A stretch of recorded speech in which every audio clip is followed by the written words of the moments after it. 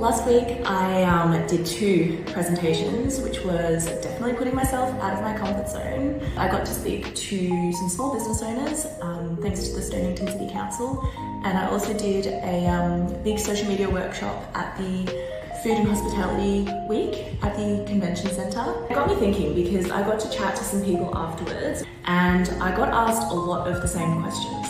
So I thought it would be a good idea to maybe share some of those questions with you guys now. The number one thing that people asked me was definitely around where do I begin? So with my social media presence and keeping in mind a lot of these were food related industries, business owners feel very overwhelmed about the sheer number of social media channels there are and how they can possibly be creating enough content for all of them. Number one piece of advice is be strategic, and that would mean quality over quantity and just really understanding from the beginning, A, what your objectives are, B, who your target audience is, and don't say everyone.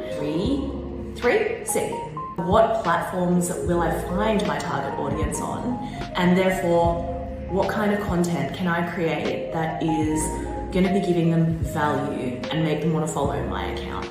That's kind of a long-winded answer, but mainly it's about being strategic and not feeling like you have to be everywhere all at once. Second thing I got asked is around what the biggest trends are, I suppose, or what could you do for your business that kind of moves the needle the most. That I would say EGC. So it's not something that everybody feels comfortable with, and I will just say myself included in that, but humanizing your content. So putting yourself or putting some of your team members out there and just really showing your story.